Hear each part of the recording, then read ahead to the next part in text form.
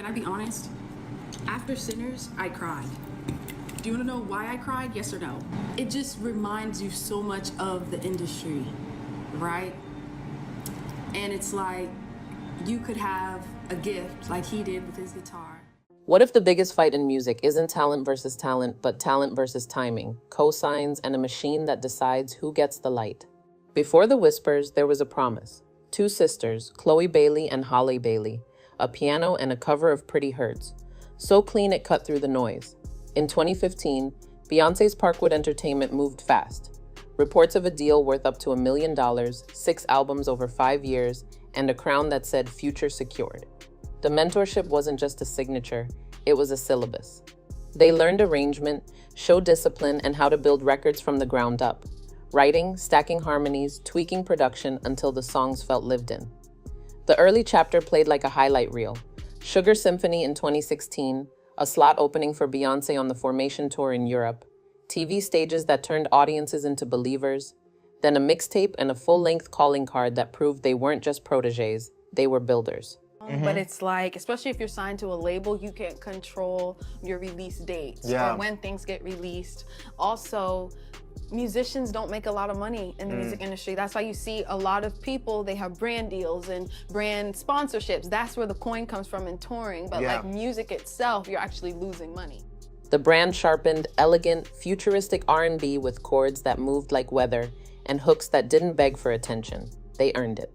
When Ungodly Hour landed in 2020, the numbers weren't shy about it. A Billboard 200 debut at number 16, around 24,000 units, critics nodding, Grammys listening.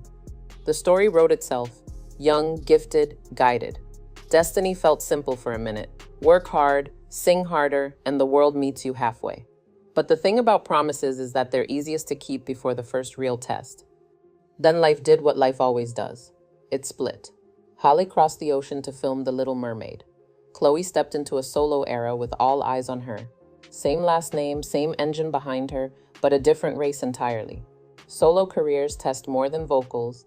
They test alignment between artist and label, product and moment, narrative and need. Suddenly, every choice became a referendum. The styling, the cover art, the singles, even the captions. Has actually helped ease the challenges. I feel like without God and getting on my knees to pray, I would be in my head a lot more. I don't even know if that's possible, but... Was she the precision vocalist the duo had trained the world to expect, or a high-voltage pop presence carving out a new lane? On paper, everything looked loaded for liftoff. A built-in fan base, major mentorship, and momentum you can't fake. But First Era is where pressure rewrites plans.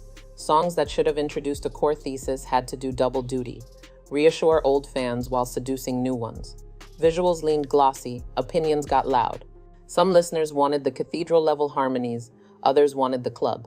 That tug of war showed up in the rollout, good music fighting a fuzzy message about who Chloe was now. When In Pieces dropped on March 31st, 2023, it didn't move the way people assumed it would. Reports pegged the debut around number 119 on the Billboard 200, roughly 10,000 units first week. Don't put pressure on yourself to be perfect and good all the time. Right. We put so much pressure on ourselves when we don't want to admit that, hey, maybe I am having a shitty day. It's okay to say that. It's okay to admit that, but it's what you do with it. The internet, never shy, issued a verdict overnight. The problem? Numbers tell you what happened, not why. They don't measure mixed expectations, a shifting algorithm, or the vacancy where a decisive cosign should have been. Months later, a different clip surfaced. Chloe, speaking directly to fans about shows. She wanted to perform more, but performances take budgets and budgets need approvals. Simple logistics, but the timeline mattered. A tour window closes fast, miss the hold on a venue or the production deposit, and your date belongs to someone else. To fans, that didn't sound like scheduling. It sounded like a gate. That's when the theories started to harden. Some looked at Parkwood, others pointed at Columbia, the distributor. A few blamed the broader ecosystem, playlist politics, shrinking radio lanes, the algorithm punishing anything that isn't already viral. Threads filled in the gaps with their favorite suspects. People pulled up receipts. A launch week with no marquee repost, no public feature, no surprise stage moment that would have flipped casuals into believers. And like they said, when he's singing, he's honoring his ancestors and uplifting and all of that, but then it also attracts the not good. So it's like, in order for him to be successful, the vampires were telling him he has to sell out so that he could be... In stan culture, absence is never neutral. It's a narrative. The optics made it worse. A single mentor shout-out at the right moment can weaponize curiosity. A tour opener slot can rewrite a first-week story in a single night.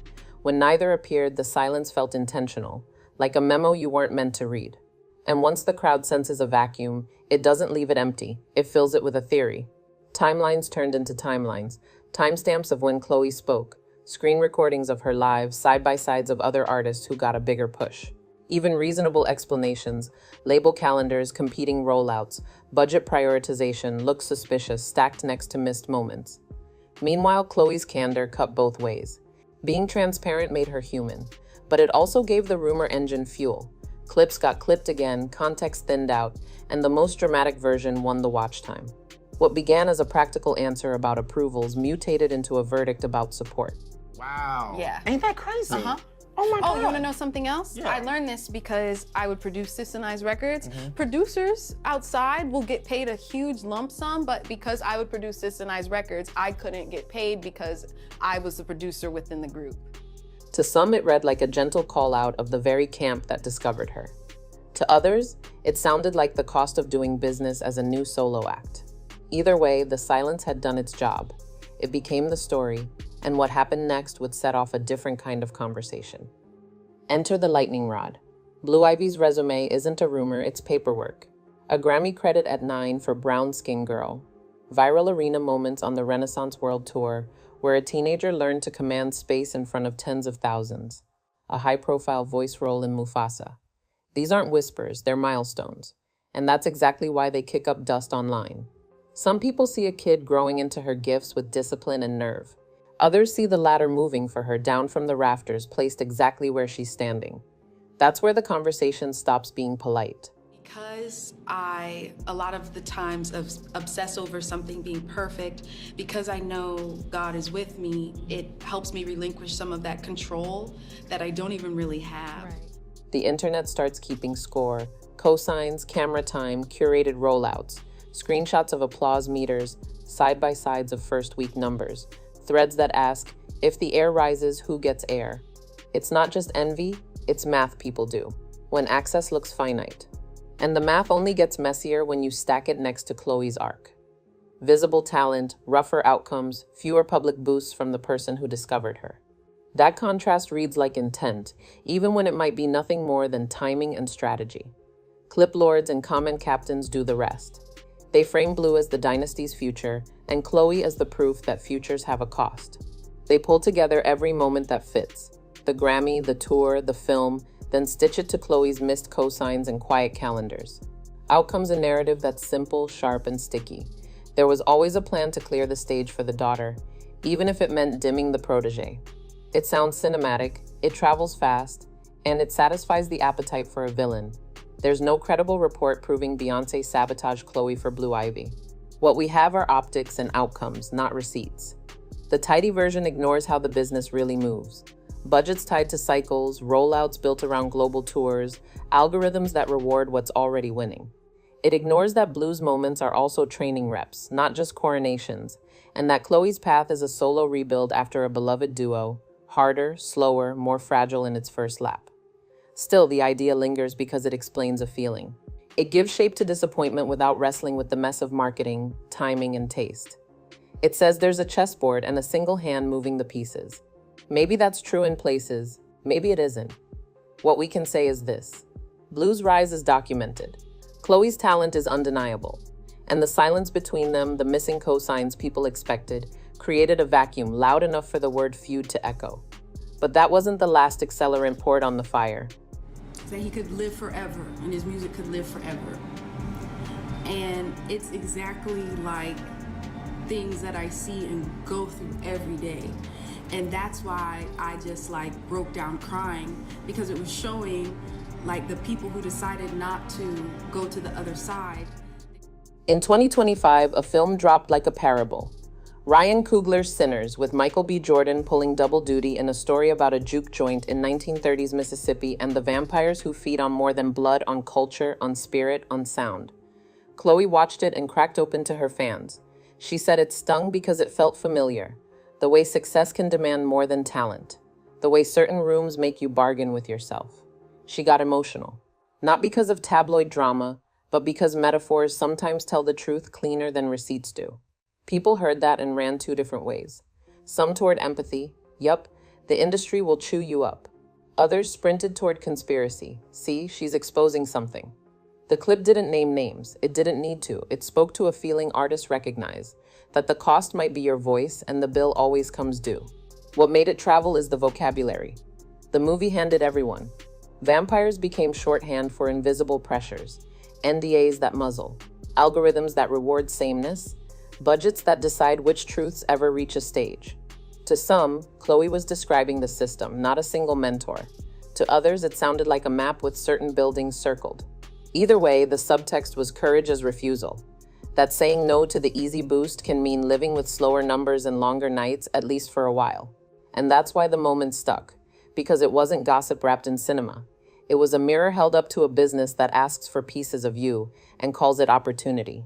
And the internet loves a feeling it can weaponize. Every era has its myths. Ours just moves faster. Years back, a former Beyonce drummer filed paperwork accusing her of extreme witchcraft.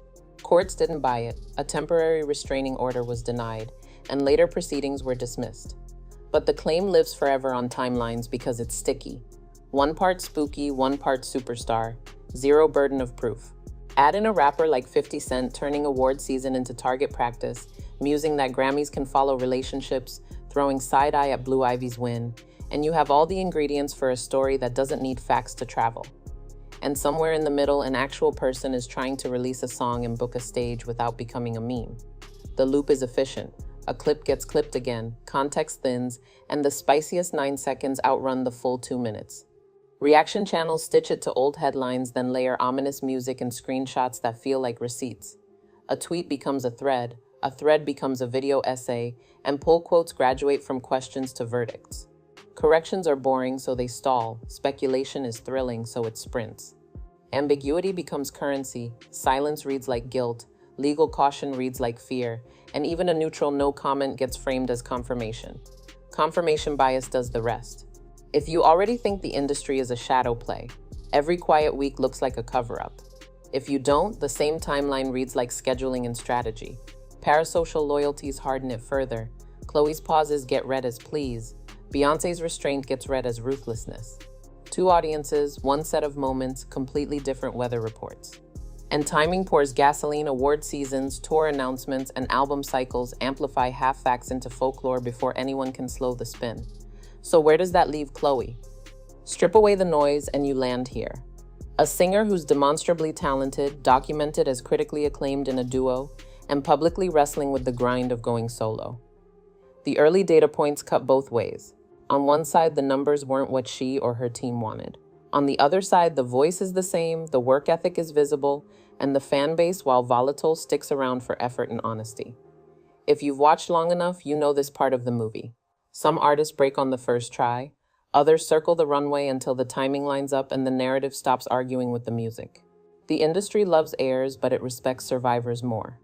This is where clarity beats volume. The next era needs a sentence the audience can repeat without thinking. This is who Chloe is now. That means records that choose a center and stay there.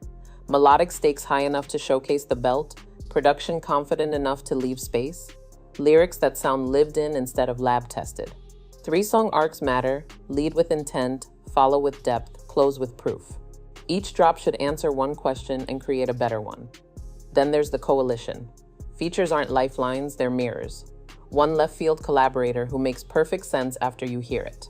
One veteran pen sharpening a ballad into a moment. One live clip that becomes a reference. No pyros, just arrangement and presence. If the algorithm won't hand you a megaphone, build a choir. And the stage is still the lie detector. A set that opens with authority, breathes in the middle, and lands on a signature. Turns skeptics into subscribers. Touring smart rooms you can sell out today, not arenas you wish you could. Builds a highlight reel the internet can't ignore.